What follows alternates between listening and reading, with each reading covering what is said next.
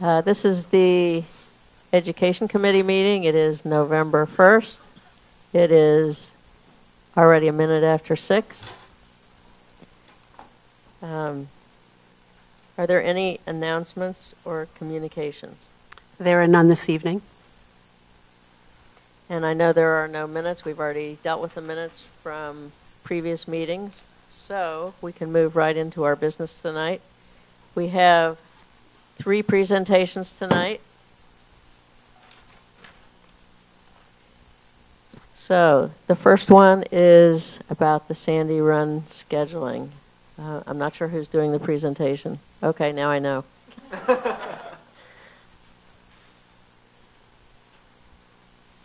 We are one complete team this evening. All right, where's my tech? Right into the microphone, Dr. Clark.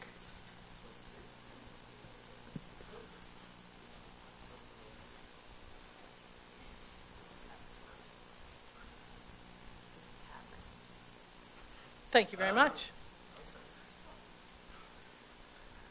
All right, we're all set. Right to the mic.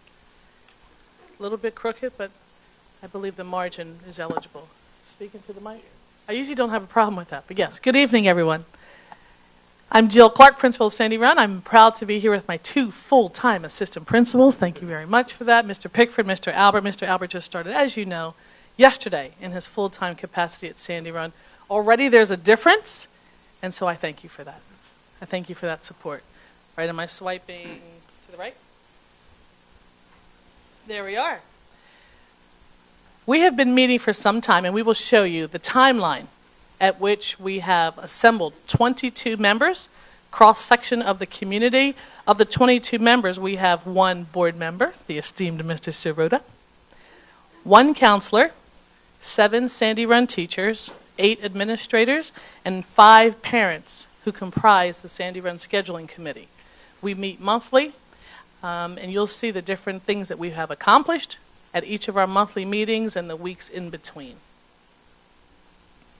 You'll hear from Steve and Rob this evening as we've piecemealed this together to share with you a brief summary, and then a more formal presentation and recommendation will come forward to Ed Committee later this calendar year. All right, Rob, we're starting with you. Good evening. So our group got together. We formed our group in March. We put out a survey. We got some feedback on who wanted to be a part. We made a few selections. Our first meeting was held in March, and a lot of our focus in the spring was on trying to define and get everyone on the same page of what is a middle school learner and what do we want our middle school experience to look like. So you can see in the steps that we did in April, May, and June, a lot of that revolved around who is Sandy Run Middle School, who are our students, and what is it that we would like to see our students moving forward, so that we could think in those terms as we moved into this year. When we started putting together, we're starting to put together more pieces of the puzzle of what we want our schedule to look like in the future. In 2016, when we came back in September, we did a stakeholder survey of staff, students, and faculty, or parents. We've spent September's meeting for about an hour and a half to 2 hours analyzing that data and crunching some of the information to see what it is that everyone is interested in, what people liked, what they didn't like, what seems to be working and what doesn't seem to be working. We then started off on the visitations. We've had the chance to visit 5 schools at this point. We're going to visit another 2 or 3 in the coming weeks. And we're going to have our next meeting on November 16th. Through all these discussions, we came up with what our essentials of school schedule should look like. The schedule should be structured and plan driven by curricular and student needs. We also had a focus on the flexibility to a schedule that students would be able to have a variety of classes. Schedule should allow for professional collaboration. That's something that's very important to middle school learning, is that the teachers have a chance to get together to address specific student needs. And the schedule should also not limit educational opportunities for students because it doesn't fit in a schedule. We also established our we believe statements, some things that we really focused on and that we believe are important that our next schedule will address. We have our 4 buckets, would be the cognitive, social, emotional, and physical aspects. I'm not going to read through each one of those, but we felt that each part was an important part in the development of a child, especially in the middle school age, who's going through, as all of us have, a very challenging time in life where different things are happening. There's social pressures that are going on. Academic needs are starting to change. and pressures from the outside world are changing as well. Okay. And then Steve's going to take us through on the future updates. Good evening. Thanks for having us here. Obviously, you can see that in October through February, we'll be updating the faculty. We're going to send out this PowerPoint to them tomorrow with some paragraphs of explaining what the plan is moving forward, what we're looking to accomplish, and what we're going to do, so the faculty is updated with what the committee is doing, so there's no secret or trying to keep them involved in the process and how we're moving forward. Obviously, tonight's November 1st. We're making the update to the Education Committee this evening. We have a few schools that we're still visiting. In fact, we're going to one on Friday, and I believe there's one the next week. December, we're going to meet with some of the school district personnel, such as Dr. Wheeler, Dr. Levinowitz, and some board members, and make some recommendations with them, go over some schedule options, have some actual schedules in their hand that we can look at and go through, and then make a recommendation in January to the Ed Committee.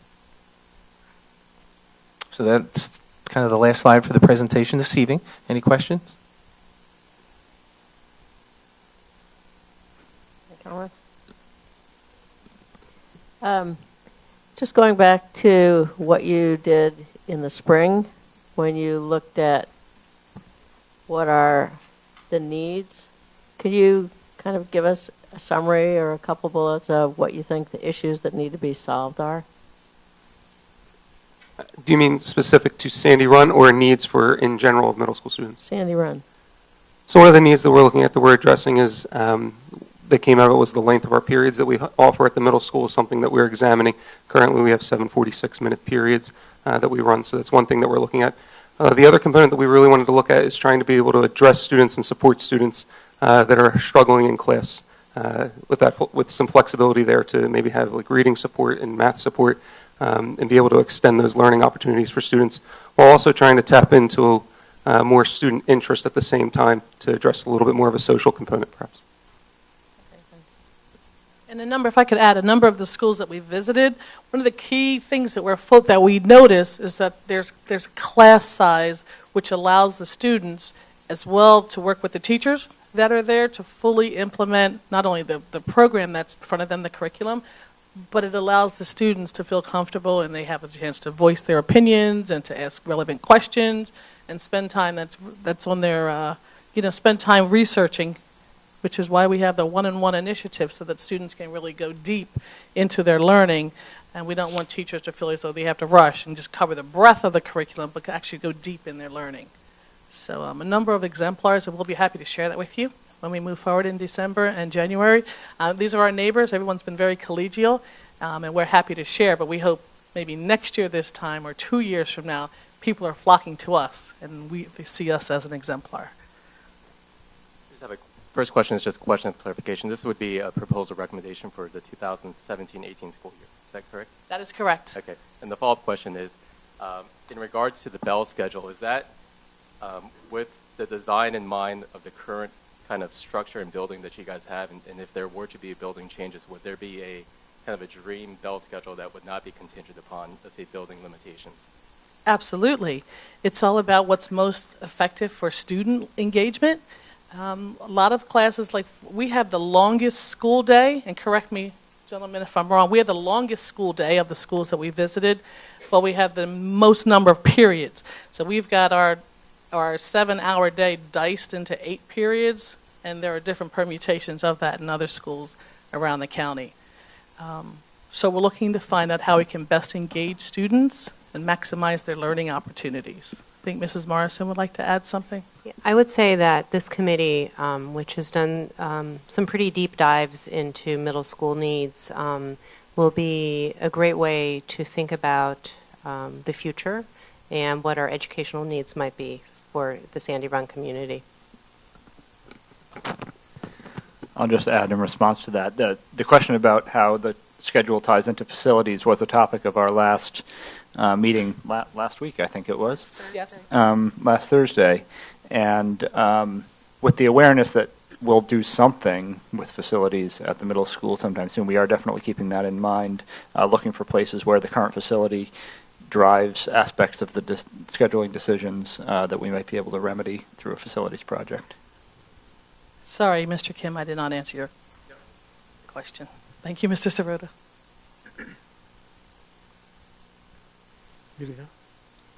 The arts, music, band, chorus, all that.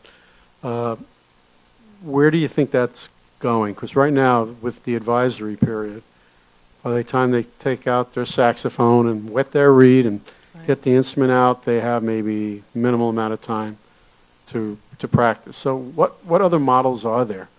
I'm going to ask Mr. Albert to speak to the minor change that we've made this year in our current schedule, which is it's relieving some of that advisory pressure on the students' music ensemble schedules. And then you can also speak, Rob, to what you've seen in the arts programs. And definitely. So an update for this year. What we're currently doing in 8th grade, the ensembles have been moved into the school day, so they're actually going on now. So students that are enrolled in an ensemble do not take general music; they take band, orchestra, or chorus. So that's one of the steps that we've tried to alleviate that with. One of the problems going forward is that the current schedule is not really designed to be able to handle that without getting into it too in depth here. So that's one of the things that we're really looking at, that we're trying to consider is music has, in specific, has such a great tradition here in Upper Dublin and is really a part of the community, I think, that it's something that we really value and something that we want to make sure we can support and not have people have to choose between one or the other, an activity or taking music or getting support and taking music, like the things that happen right now. So it's definitely part of the discussion we're having. Thank you. So in other schools, we've seen all kinds of different options that people have. Some people are doing it before school. Some have done it after school. We've seen some during school. Some of them have built that in during an advisory period that is structured differently than ours, so that students have an option to take that without having any of these problems. We haven't seen too many schools where it's been during the school day, per se, but that's an option that we are hopeful to see potentially in some schools that we go visit in the future. So currently now, jazz band, showing Mr. Kennedy's group, is that during the day also? So jazz band is one of the ones that would happen during advisory. So the three that happen during the day for 8th grade are just the band, orchestra, and chorus. Gotcha. Okay. So how many days a week do those programs meet? They meet 2 out of 6 days all year long. Okay, thank you. Is the Bell Schedule Committee looking at any changes to the number of math classes or leveling, or is that under a different purview? We're hoping to enhance the students' exposure to mathematics concepts, etc., as indicated by some of our standardized test scores. We know and believe that additional time in math would behoove our students, all 6th, 7th, and 8th grade. So that is definitely part of our strategy and part of what we will be looking at for 17, 18. Absolutely math. Anyone, any other comments or questions? Then thank you very much. We look forward to hearing your recommendations in January. Thank you. It's mutual. Okay. The next presentation is the curriculum page on the district website, and I guess that's Mrs. Morrison.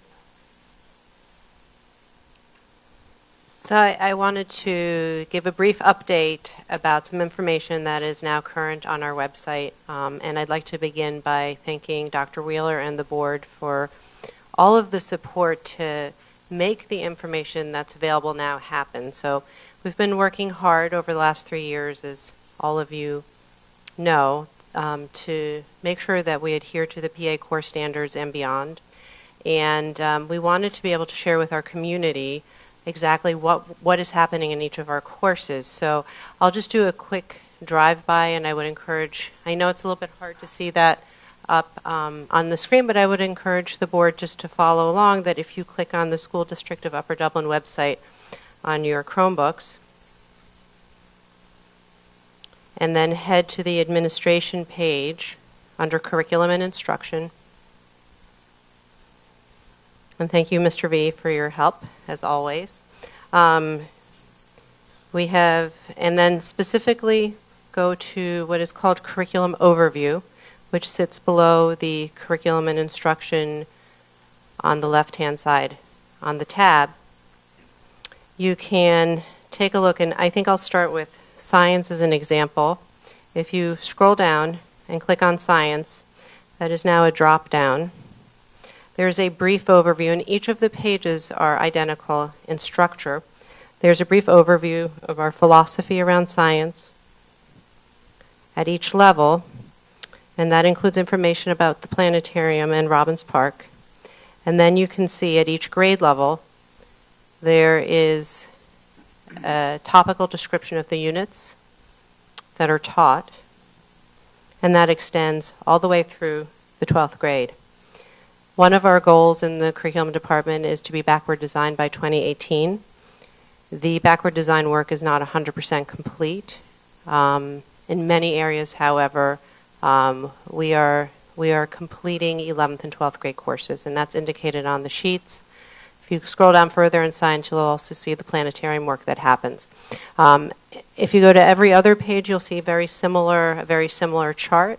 I believe that will help in terms of parents who are looking to support their students or just interested community members and our staff in general. Brief note, you'll see that there is the absence of Language Arts K-5. That's a new program. We hope to have that resource up as soon as possible, and Kathy Smythe is working hard to make that available to the public within the next month or so. And then an additional note, in the area of world languages, Mr. Albert's been doing triple duty, but he will continue to work with the World Language Department, and we'll have an update on world languages as soon as possible. But again, thank you very much for the support, and as we build out this website, we'll have further documents that are linked that will help the community drill down a little bit further into what's actually happening in those units. And with that, any questions or comments? So how does this overlap with or supplement the program of studies when that comes out? Do you mean at the high school? Oh, that's just at the high school. Mm-hmm. So that includes things like electives that aren't included here. This is core. No, This is if you everything? take a look at family and consumer science, health, and every single visual arts, performing arts, Okay. they're all parsed out. This is very nice. Thank you. Yeah, you're welcome. Just a quick observation. You just have the course numbers here. Would it help to put the course names in? Like I'm looking at math. Yeah, I let see me take a look. 202, 203. I don't see You know, course that's a names. good But that's suggestion. just something, because I don't know what they mean. Agreed. The other question is we when could I do that. when I would go every now and then to Sandy Run, they would have a PTO meeting, and they would have that roadmap. For mathematics. Yeah, is that You know, that Here is yet? not here, and I believe it should be, so we'll add that too. okay?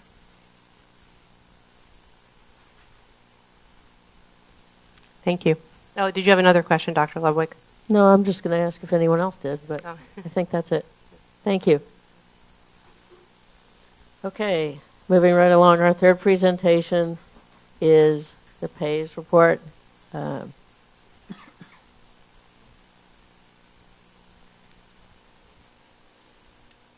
Okay, good evening. Wait, before we start, can I just congratulate you on an amazing blue race?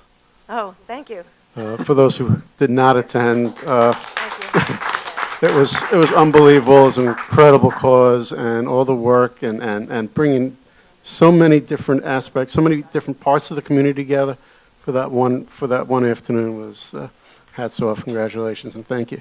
Thank you. Appreciate that. It was a great thing to be a part of. Good Can I- evening. I should make sure and introduce you so that people, I think everyone in this room knows you, but people who might be watching this. So, Our television audience. yes. So, Kim Schuler and Joanne DiGirolamo are doing this presentation. Thank you. Joanne and I are here to present to you the results of the Pennsylvania Youth Survey. And as you can see, it is titled Pennsylvania Youth Survey 2015. I'd always like to clarify that before we begin the survey. This survey contains the results of our graduating seniors from last year. However, the reason it's called 2015 is because the actual survey is taken during 2015, and we received the results late in the spring, I guess late spring of this calendar year. So just wanted to clarify that before we begin. A couple things about the survey, if you're not familiar with the survey or you haven't seen it before. It's administered every 2 years. It's both voluntary and anonymous. We do give a passive permission slip in that students do not have to take the survey if they return the form and says that they would like to be removed from the survey. As you can see, it's given to grades 6, 8, 10, and 12. And our results are compared 2 different ways. They're compared to all the students in the state of Pennsylvania that take the survey, and also to a much larger survey called Monitoring the Future, which encapsulates the whole nation. The survey includes a variety of domains. These are the different domains that are studied in the survey. First, there's a demographics section, which captures our makeup of our student body. ATOD, if you're not familiar with that term, is alcohol, tobacco, and other drugs. It captures what's described as antisocial behavior, and that's just behavior that doesn't necessarily fit the norms and morals of our society. It could be anything from bullying to fighting and things like that. School climate and safety, that would be weapons and things like that in the school environment. Social and emotional health, and also risk and protective factors.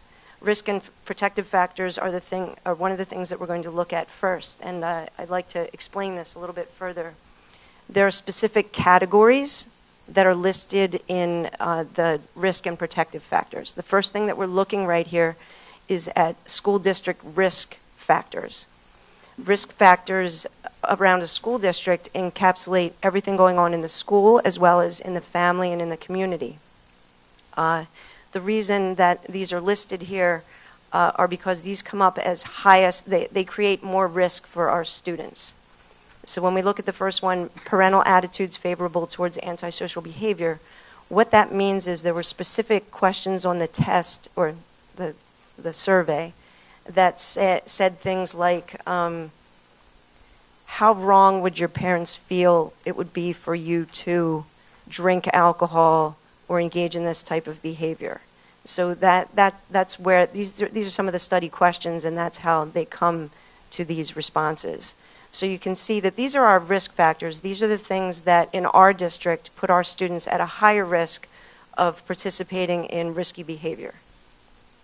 On the other hand, these are our highest protective factors. As you can see right now in the last study, family is scoring higher as a protective factor than is our school district or our community. That isn't always the case. That changes sometimes, that the school actually comes in higher than the family or the community. But in this particular survey, family provided the highest protection for the kids in our district. I'd like to just share with you a few trends that come out of the survey. This is just kind of a brief overview. We continue to show very low use of prescription drugs amongst our students, and that's across all grades. There's a slight maybe increase in 12th grade. You might think right away about the heroin problem and the narcotic problem that you hear about in the county. We don't see an incidence of that in our district, or at least not reported by our students, so that's a really good thing. Binge drinking continues to be a problematic behavior, and it's reported predominantly by students in grades 10 to 12. Access to a car usually improves that possibility that you're going to engage in that behavior. The student data does suggest that driving under the influence of alcohol is on a downward trend, and you'll see that in a minute in some of the graphs that we brought for you today. Attitudes among our students towards marijuana use continues to be favorable and is increasing. I'll talk about some of our curricular initiatives maybe towards the end of the study. Significant number of students in 10th and 12th grade report the use of marijuana, and our students are more likely to drive under the influence of marijuana than they are to drive under the influence of alcohol. On some some positive notes here. 80% of our kids are involved in extracurricular activities at Upper Dublin. Very few of our students get bullied on a regular basis. To add a few facts to that, that bullying is usually not physical in nature. It's usually some sort of emotional or name calling, and it's not related. The very low incidence of that being related to race, ethnicity, or sexual orientation. Usually has to do with specifics around a child's appearance, but not related to those things that I mentioned. There is a high confidence among students that if they are bullied, that bullying will be addressed by administration and the bullying will stop. These slides that Joanne and I have put together for you, we tried to capture things that were most relevant to us and could show you information in the quickest and easiest manner. The report is very lengthy, the full report. It's over 80-some pages, so we're trying to give you some snapshots of things. This is our 6th graders at Sandy Run from last year, so these are our current 7th graders. And this chart here shows 30-day use of cigarettes, alcohol, marijuana, and binge drinking. I want to talk about that 30-day use. The study captures what they call lifetime use of a substance and also 30-day use. Lifetime suggests that students experimented, where 30-day use suggests that there's a more consistent use of that particular substance. So in this particular slide, we're looking at 30-day use. How many times have you used this substance in the last 30 days? So as you can see, cigarettes continue to be a very unpopular substance, and that'll be true. You'll see it in the high school as well. Alcohol fluctuating a little bit. You can see that there was no report of marijuana use 2 different years in our survey. In this most recent survey, no 6th graders reported a 30-day use of marijuana, which is pretty significant. Alcohol is probably the easiest substance for a 6th grader to get a hold of, and so you do have some incidents of binge drinking. But please note along the side that the percentage, we're only looking at a total of 8% along the side of that graph. Okay. We're not showing you 30-day use of prescription medication because the incidence is so low that I wouldn't be able to show you anything. This is lifetime use. This is experimentation of prescription drugs for 6th grade. Moving on to 8th graders. This slide is very pleasing to the eye because you can see the downward step happening.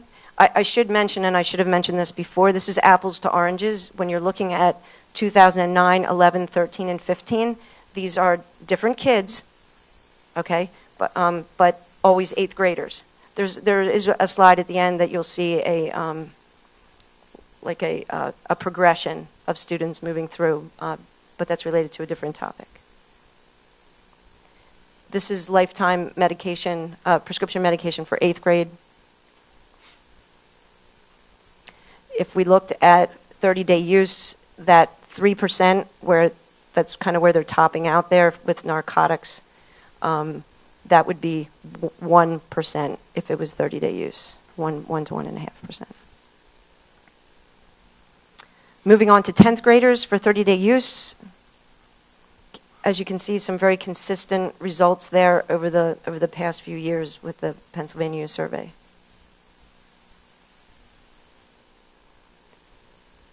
And prescription drug use goes up slightly in 10th grade, but again, this is lifetime use. This is experimentation, topping out at 6%. When we look at 30-day use, it drops down to 3%. The narcotics that you're seeing there would be probably prescription drugs that kids got their hands on from a medicine cabinet at home or at a grandparent's house. Here we add some substance-related issues at the 10th grade level. Selling drugs or being drunk or high at school enters the equation here, and you can see that this is on a downward trend.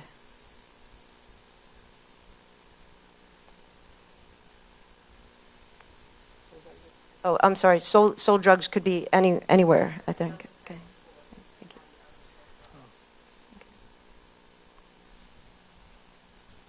This is 12th grade 30-day use.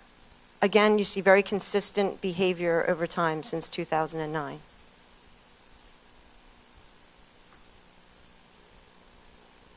And then 12th grade lifetime use of prescription medication. You see a little spike there in stimulants. With 12th graders, that's primarily Adderall and things that kids can get their hands on easily. Again, topping out at 10 or 11%, but if we looked at 30-day use, we're looking at down around 5 or 4%. Could I just ask a Sure. clarification question? When you say 30-day use, that's people who say yes, is any one use during that 30 days, not 50% of the time during 30 days. Is that correct?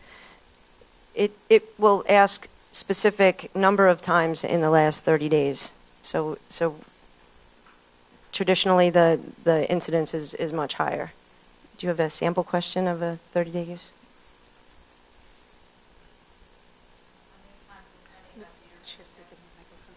I'm sorry. How many times, if any, have you in the past 30 days, A, had beer, wine, or hard liquor, and it gives you 1, 2, 3, 4, 5, 6, 7 circles you could fill in anywhere from 0 to 40 or more. So it breaks it down 1 to 2 times, 3 to 5, 6 to 9, 10 to 19, 20 to 39, 40 or more. So, And how does that translate into the percentage on this chart? I'm not sure. if you go back one slide. So that 50% for alcohol, 50% of what? 50% of our students report using alcohol in the last 30 days. So At if least they one. they It could have selected been- one of well, those yeah. circles. Any Yes, of those yes. numbers. Okay. But we know from reading the data that typically if it's in the last 30 days that it's more probable that it's been more often than that. So you have more data on frequency of use, but that's Yes. not what this graph shows. No. Okay, We thanks. could drill way down into the data, but it doesn't go. No, but you have it. Right. Yes. Because I guess it indicates, who's just sampling something and who is Yes. drinking a lot, Yes. probably to a problematic level. Mhm.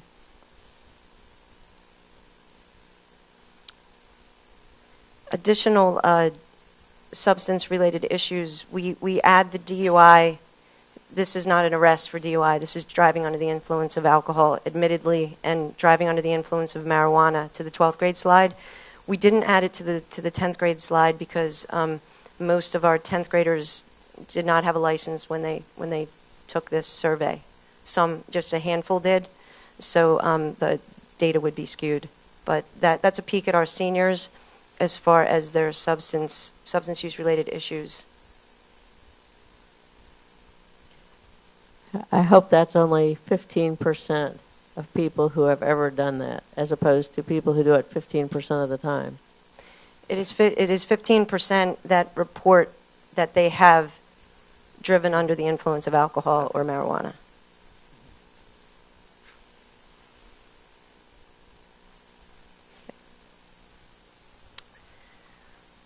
Availability and distribution of drugs in the building, that continues to remain low, on par or lower than our state averages. This is the first chart that you're seeing where we thought it might be useful to compare our 6th graders to 6th graders in the state and our 8th graders to 8th graders in the state, so you can see what our kids reported as far as the top one is someone that has been offered something or sold something.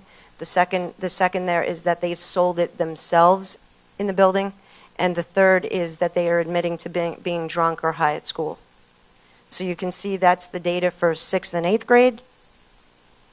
And then I go over, and this is the data for both 10th and 12th grade.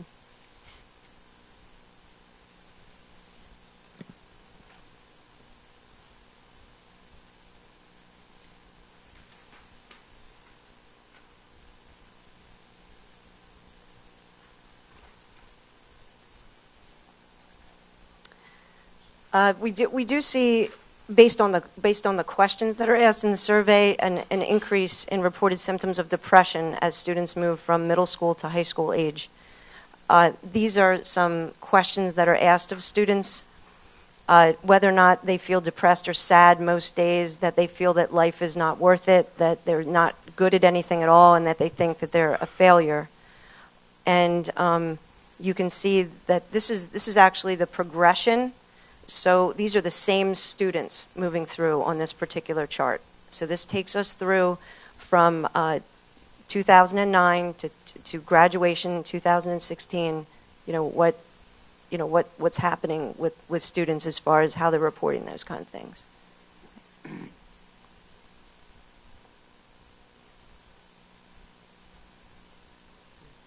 Question. Yes. So these are the same students moving. Same students moving same forward. group of students, but do we know, is it actually the same students who said in 2009 they felt depressed or sad most days, and then the same student? We don't have that. No, we specific don't have data, that. right? But at least Okay. we're looking at the same class of students and what they reported moving through. Just the last one, I think I am a failure. It's a shame that it goes up over time. It's something we need to look at. Yeah, definitely.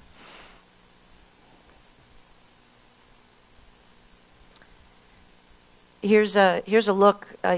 It's always good, when you're looking at your own percentages and you're like, wow, that's a lot of kids in our district that aren't feeling so good about themselves. It's good to then take a comparison look at the state and what's going on nationally. And as you can see, in most cases, while the numbers appear to be staggering, they are in fact lower than the rest of our state and national counterpart. Well, national is not on this slide, but our national counterparts too. Not that that's good either.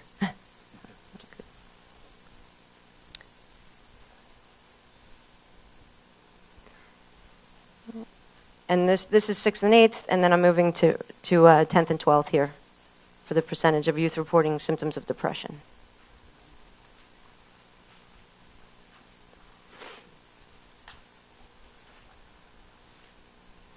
This is our final slide of the survey. I wanted to make mention that the survey results have been shared with administration primarily at this point.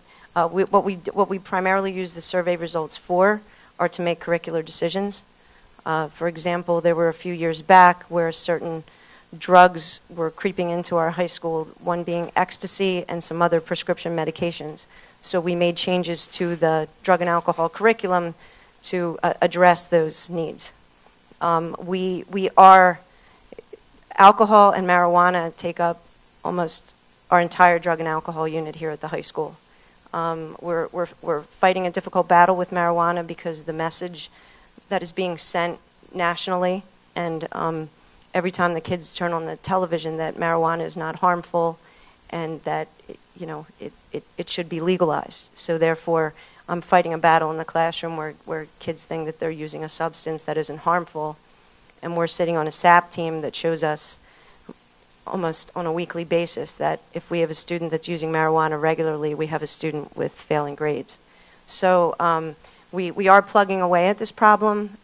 We routinely schedule special programs during our enhancement periods to address things like distracted driving and drug and alcohol issues. So again, we use this as a resource to drive curricular decisions and programming at the high school and the middle school level.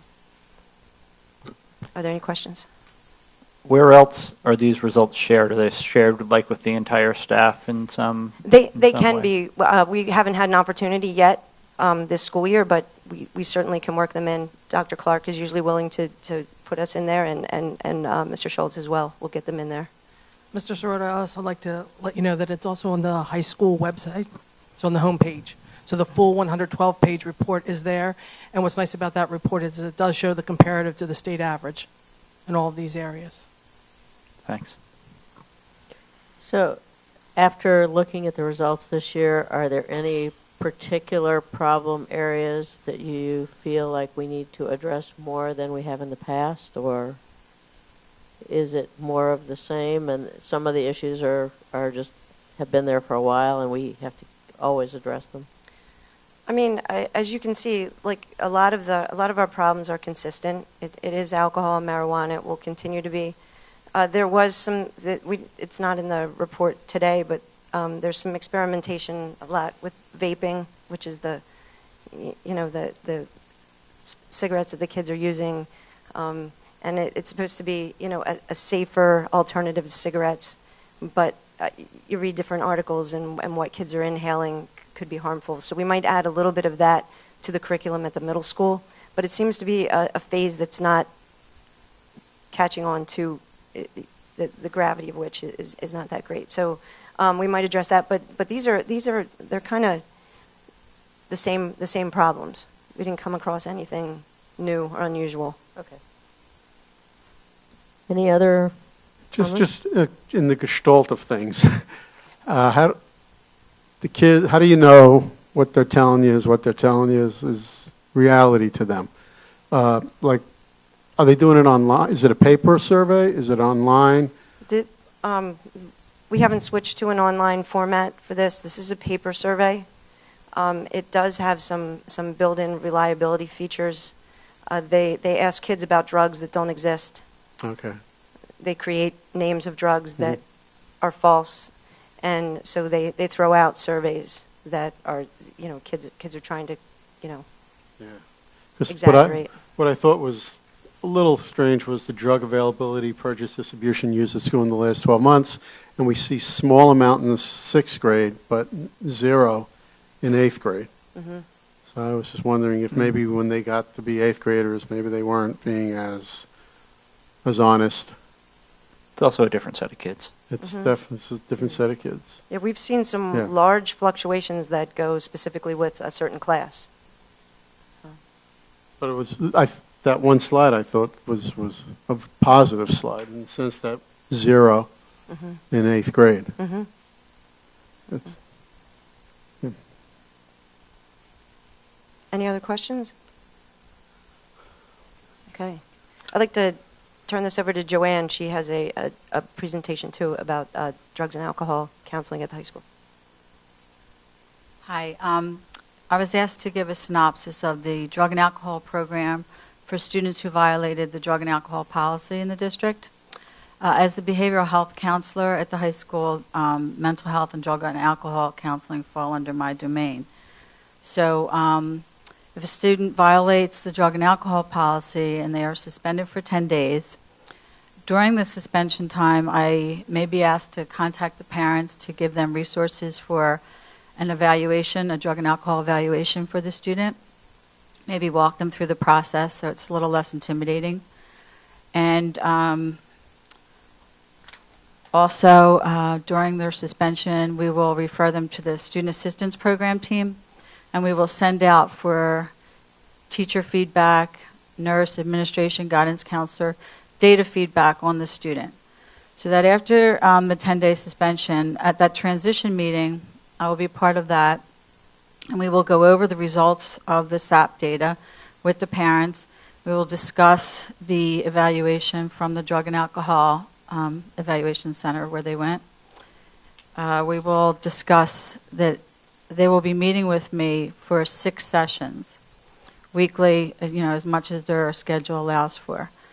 During that 6 weeks, after the 3rd week, I will contact the parent. If the student is at high risk during any point in the 6 weeks, I will contact the parent. And then at the end of the 6 weeks, I will meet with the parent, the guidance counselor, and an administrator to go over recommendations for the end of that 6-week process. During that 6 weeks, the introduction to the student, the first meeting, as you can imagine, and I'm going to introduce my services, what counseling will look like, go over what happened at their evaluation, discuss what happened with their SAP referral. I'll engage with the student, decide if it's going to be group or individual counseling. Then through the 6 weeks, what happens is you assess the motivation for change, the stage of drug use that they are at, psychoeducation on the drug that they use, different drugs, do different things to kids. So depending on the drug of choice, I will conduct psychoeducation, go over their strengths and weaknesses, monitor their progress in school, in family, in the community, with their friends. And through that 6 weeks, I will be in consultation with staff throughout the building and the family. And also, we will have a release form signed, so I will also be in contact with whoever is treating the student if they are in treatment. Do you have any questions? I have a question, not specifically about that, but for both of you for the whole presentation. We heard a fair amount about remediation strategies and thoughts and processes and curriculum around alcohol and drugs. What about for the various depression categories? What's the strategy for bringing those numbers down? Well, I'll let you talk about your health classes, but we have several assemblies through the year for all the different grades that have to do with mental health. We use an organization called Minding Your Mind, and they send speakers out, and they're awesome. Have a very high impact. Assemblies on a whole don't have great effectiveness, but the people that we get from Minding Your Mind are really well received. Very positive feedback. And then the students are also told about the SAP team and that they can refer other students that they're worried about or themselves. My introduction to the classes, that I'm in the building, they can drop in, they can make anonymous referrals, or confidential, I should say. Is there anything else you want to add? We do have mental health units in the middle school in 6th and 8th grade. We're in the process of our backward design writing. We are going to expand our unit here in 10th grade. We're a little restricted in that we only have 1 year of health here in Upper Dublin. Some surrounding districts have 2 years of health education, so we have to push so much into one grade level, and with only 2 times per cycle, it makes it tough. So we could use more time. But like Joanne said, we try to supplement with assemblies and programs during enhancement as well. I don't mean to put Donna on the spot, but we also are doing a lot of training for our counselors. Maybe you could elaborate a little bit on that. Do you mind? That we're using from the Springfield Psychological and those folks. Also wanted to let you know, as part of participation in the PAYS survey, the district receives from Northwestern Human Services mental health hours, drug and alcohol hours that are both preventative and also they participate with our teams in the SAP process. So we receive many, many hours at no cost to the district with mental health professionals that come to all levels of our buildings. I would agree with what my colleagues have shared. Through the assemblies and the programming, we try to reach all students 9 through 12 as far as emotional stability and mental health, being positive, making good choices.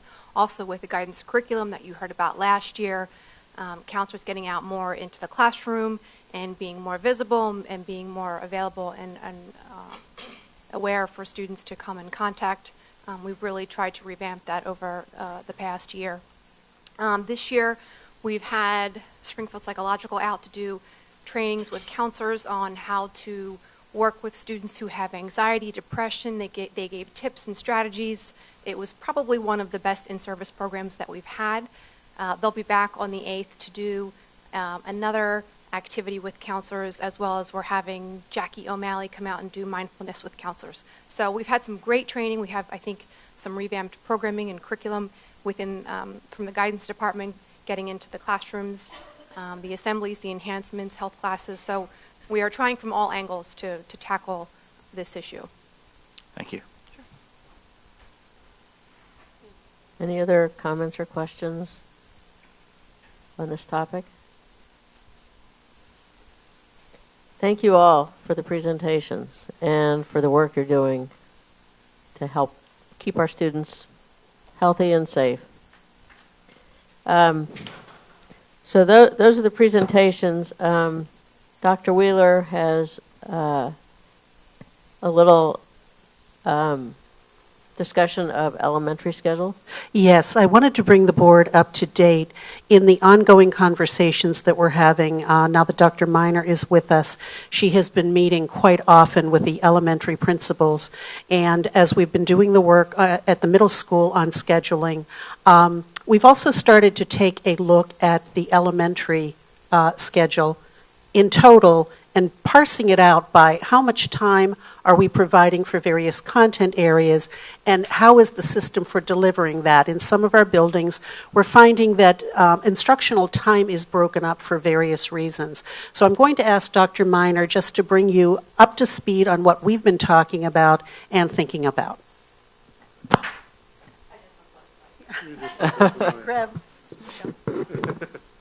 Didn't know you could do that. So in looking at the elementary schedules, I've been able to do a little bit of research, and it looks like the last time that was really comprehensively examined was about 6 years ago in terms of how minutes are used in the elementary school. And so we want to make sure that we're consistent across all of the buildings, that we're purposeful, that we're using time efficiently, and that we're getting the most out of every minute that we can for our students. In so doing, I've been speaking with principals. Today, the principals reviewed a staff survey, and we sent it out to staff asking them about academic minute allocations, how many minutes they felt they needed for math instruction, for reading instruction, how they would like to see that structured in terms of long blocks of time or shorter blocks of time. And we're going to gather all of that information, continue to meet and discuss, and look towards really driving a schedule that's consistent across the buildings and delivers a really high quality instructional day that's very purposeful and intentional. As part of that, we are looking at our English language arts program. As you know, we adopted ReadyGen, and that's been an exciting development for us. But we also want to look at what is kind of around that program in terms of interventional supports for students who struggle and enrichment supports for students who can go beyond the core curriculum. And so we want to look at how we utilize a response to intervention and instruction model as part of that elementary schedule examination. So we're going to be doing all of that work as a collective, and we're really excited and think that it will do wonders to really get that schedule aligned and purposeful at all buildings, in addition to all of the great programs that we've been adopting. Is that something that will go on through this year to be adopted for next year, as well as the new schedule at the middle school, or are you on a different timetable for that review? At this point, I think we're letting the study teach us. We're not sure how quickly we might want to implement changes, but one of the things that Brenda and I met today with the elementary principals and Dr. Miner, and one of the things we'd like to do is get at least some initial feedback, hopefully before the holiday break, to allow us to take a look at any potential budgetary considerations. So it's a work in progress. We don't have an exact answer, but over the next 6 weeks we anticipate getting more information and can bring the board up to date. Okay, thank you. Mr. Sirota? It may be premature to ask this question, but are you anticipating little tweaks here and there, or is this an overhaul? It is a little premature. We are gathering all of that information, but I would say that there is great variability among the elementary schools in terms of how time is utilized, and so I think that it's likely that there'll be a significant change made in terms of making sure that everybody is on the same page and that everybody is doing so really intentionally and purposefully. That being said, it may end up being small tweaks that make a significant change just because it increases efficiency and time on task for students. So it's a little premature to ask, but there's definitely good work to dig into around improving that. All right, thanks. Okay, one other thing I wanted to mention before we go into the specifics of reviewing activities and recommendations is that because the state took down the school performance profile data, and because there were errors in it and it has just been revised and made public again, we anticipate having a report on our performance profile and other data at our next meeting in December, the beginning of December. So now we're moving on to looking at recommendations activities and other things that will determine if we want to move these on as motions at the legislative meeting. Mrs. Morrison? I'd like to begin. Is this working? No. Good job, Ian. Good job. Thank you. Yeah. All right. Good job, Ian. We're just breaking everything tonight. No, and thank you for your help, Dr. Sandberg. I'd like to, as a note of explanation for the 2 8th-grade trips, that motion for the Sandy Run Middle School German Exchange Program was already passed earlier. This is just to indicate that some Upper Dublin students will be traveling out of state. And there is a clerical error. The 8th-grade German exchange trip to Washington, D.C. is going November 22nd, not November 20th, and we will fix that for the legislative meeting. Then moving right along, the girls' track and field trip to College of William and Mary. They will be leaving. Again, there is a cost of substitutes for 2 teachers for 2 days. And they will not be using district buses or vans, obviously. Girls lacrosse team is going during spring break, so we will not need any substitutes. And they'll be traveling to Charlottesville for the opportunity to build their team. And I'll move right along. French department had initially put in for a trip to France, but they have decided that a trip to Quebec would suit their needs. Often they alternate from year to year between Quebec and France. And they've included the middle school, so this is middle school and high school trip. They will be going on January 31st, and there will be a need for 3 teachers, French teachers who are going, and you can see the cost of the substitute for that. And then finally, 10th and 12th grade, we'll be going to the New Jersey Sculpture Garden, Grounds for Sculpture, through Mr. Rogers' 3D art class. Thank you. Any questions or comments on any of the activities? Just 2 quickies. The girls' track, it says they're leaving 9 a.m. Is that they're spending the night and they are coming back in the morning? Just to make sure of that. Okay. And then also the 3D, Mr. Rogers' program says 2 teacher chaperones, but we're paying for 1. So just Because check one that. of the teachers who's going is an educational assistant. Okay, thanks. Anything else? Then we should move that forward to the legislative meeting. We'll keep going. Okay, moving right along, we've had a long-standing partnership with the Summer Young Writers, Young Readers program, and we would like to renew that. That program occurs through one of our 3rd grade teachers, former reading specialist Jamie Adler, and she is a trained Pennsylvania writing project facilitator. She runs the program, and it is a very well-received, wonderful opportunity for our Upper Dublin students, as well as students from outside the district, to do some writing during the summer. And then secondly, we are hosting some students from Gwynedd Mercy. They are joining us in our classes. All of them are education majors, and it is through a program called Teacher Apprentice / America Reads. What's unusual is that these students do get remunerated through Gwynedd Mercy through their off-campus federal work-study agreement. They will be in classes for 10 weeks, 1 day a week. And we are working on the agreement and is subject to solicitor approval. One question about that. Is this more of a benefit for the Gwynedd Mercy students, or do we get some benefit out of this also?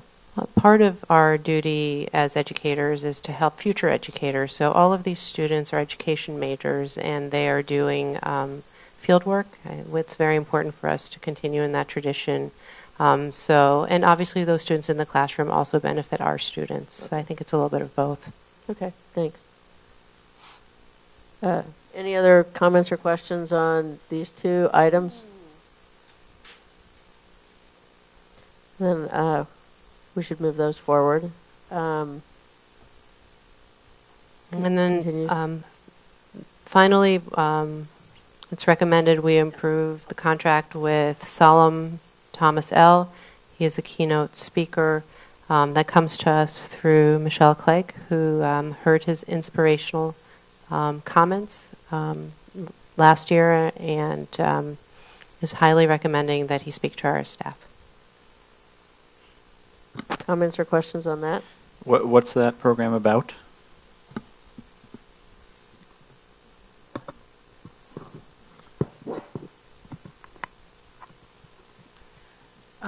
He's a motivational speaker, and he really talks about working with students and leadership in a refreshing way that talks about a roadmap to help kids achieve their dreams no matter what the odds. And his history, I've shared with the board, but I can reshare for the public. They can also go onto the website and search Salome Thomas L. He is a principal right now in a charter school in Philadelphia, but he has a long history as a principal, as a teacher. He talks about that in his presentation or his keynote to the staff. He will talk about the influence and the impact that we have on students and their lives. I think anyone who's read his book or who has seen him will find that he'd be very inspirational and, again, motivational and supportive of what we do as educators and parents and to help our students. He wrote a book, Immortality of Influence. He will have those available. If folks want to purchase that, he will meet with stakeholder groups afterwards and will also entertain question and answer. So we'll have the benefit of him all morning with our staff. In the past, sometimes when we bring in speakers like this, we would partner maybe with another district to save some of the cost. I was wondering if we can perhaps look at that and see if there's if there's a possibility to do that. This day is it our own in service and not? It's not like a election. I think it's a great idea, and we love partnering with other districts. It is probably not a day a lot of other districts have, but we can certainly inquire to see if that's a possibility. And my only advice is to use him as much as possible while he's here. So can you elaborate a little bit on the small groups? I mean, probably understand the idea of the keynote speech, but if we have him for the morning, how are we going to use him in small groups and interacting with people? We haven't designated who those small groups will be or who will be participating, but I think it folds in nicely with the Equity Through Excellence groups and diversity and all of that we have to offer and our needs in that area. He asked a lot of questions when I talked to him on the phone about our population, about the level of diversity, so I know that he is prepared and excited to talk to our groups about that. Okay. All right, thank you. Anything else? All right, let's move that along. The final topic is conferences. I'd like to take a moment to perhaps ask for a little bit of forgiveness from the board, because you will notice that some of these conferences are indeed occurring tomorrow. I know we try very hard to avoid that situation. I do want to say that I'm personally extremely excited because our 6th and 7th grade English language arts teachers are going to the MCIU tomorrow with Brina Vandergrift, their 612 coordinator, to take a full day look at small group instruction. It's something that we see as a need, and the teachers are excited about going. We didn't find out about it in time, so took that risk and thought that the board would be supportive. Again, I apologize if we've overstepped a little bit. I think in this process of rolling in a brand new English language arts curriculum, K5 and 6-7, you'll also see there are a couple of teachers who went to making the most of 18-minute guided reading. Again, it's something that we weren't aware of as of the last legislative meeting, and we felt it was very, very important to get our teachers there. This is high-level programming for not very much money. Not very much money, but something, I haven't counted exactly, but 6. like 15 subs in a day. Is that a lot? Yeah, coming down, yeah. We're not going to get them all. We're not going to be able to get. I think between building, we recently had ReadyGen come in, and we had as many as 16 subs going out through the elementary school, and it worked out relatively well. So we're keeping our fingers crossed that we have a high fill rate. We've had many fewer problems. So all of last week, Monday, Tuesday, Wednesday, we had 16 subs going out of the district, and we did not have a problem. I also have a question on, it looks like we're sending for middle school PE teachers to something called First Tee Drive training. I'm guessing that's not golf? It is golf, and we're super excited. Ms. Schuler has left, but one of the goals of health and PE is to promote lifetime sports. And so these middle school teachers are going to learn about golf. They actually get golf equipment for middle schoolers by attending this conference.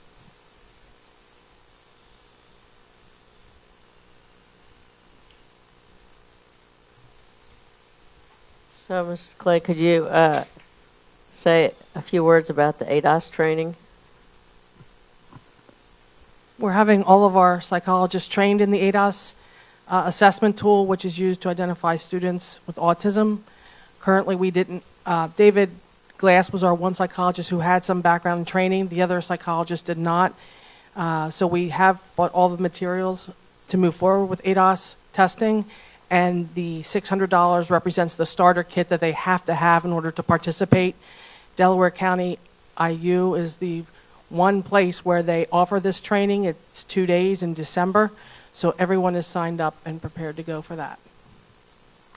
Thank you. I'd just like to make an additional note. The a vision and plan for science teaching and learning that is happening starting on November 9th. There are currently 2 science teachers, Ms. Fantini and Kim Smaller, science coordinator. We have requested that some more science teachers might volunteer to attend. I was in on the webinar, and I think it's going to be very powerful in terms of moving our science department forward, and we hope more teachers will be signing up, and you may see that at the legislative meeting. Okay. Any other comments or questions on conferences? I have a question about the ADOS training. Will they receive certifications? I don't know if it's a paper certification, but they will be certified to administer that assessment, that evaluation.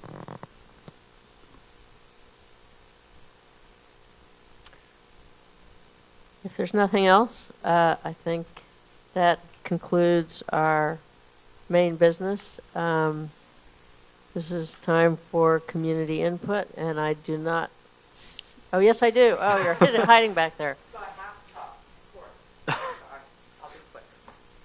I want to say that, Geneva Tella Ambler, as if we don't know. I want to say that 6th grade at Sandy Run has been awesome, and I think the curriculum is great. All the options have been wonderful. My son's one concern, and is mine, and I haven't brought it up, I keep telling him to plug through, is that he does play 2 instruments. He plays in orchestra and he plays in band, and takes up 4 of his 5 advisory periods. And I would love the idea of him maybe missing music class in order to do that. He's playing 2 instruments because he does need that advisory time where I'm having a tough time getting that homework done. So just when you brought that up, I'm thinking of him. I also wanted to bring up the principal situation in our school. You brought up that you're meeting with principals, and I'm not sure who that is at our school. It's been 6 years I've been at Fort Washington as a parent, and we've had so many different people at the head of our school. And it does affect kids. It's been 3 weeks already, and we have nobody. I mean, Steph's there. She's leaving. And the process, I know we have to dot our I's and cross our T's, but This school has had, a fifth grader right now literally has had 6 different people in charge at different times. And right now, really no one's in charge. So if you have an issue as a parent, or if a child has an issue, who do you turn to? They're not in the building. There's no continuity. Morale goes down. And when morale goes down, you can change all the curriculum in the world. But it's not good for the school. So please, let's do the right thing here, and let's get going, please.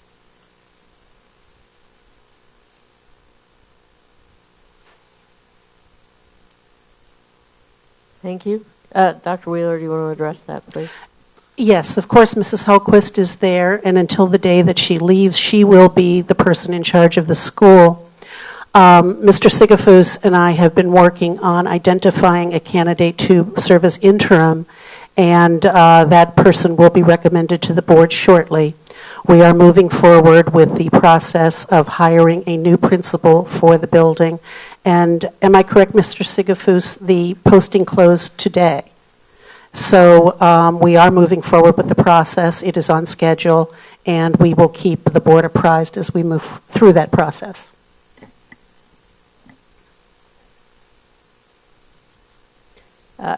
Any closing comments from the committee, other board members, other administrators? Dr. Clark? I left the building this evening at 5 p.m., and I'm happy to report that all of our teacher vacancies, have been assumed by different substitutes. So unless something miraculous happens overnight, we will be fully covered tomorrow. Thank you. That sounds good. Okay. Our next meeting will be Monday, December 5th at 6 p.m.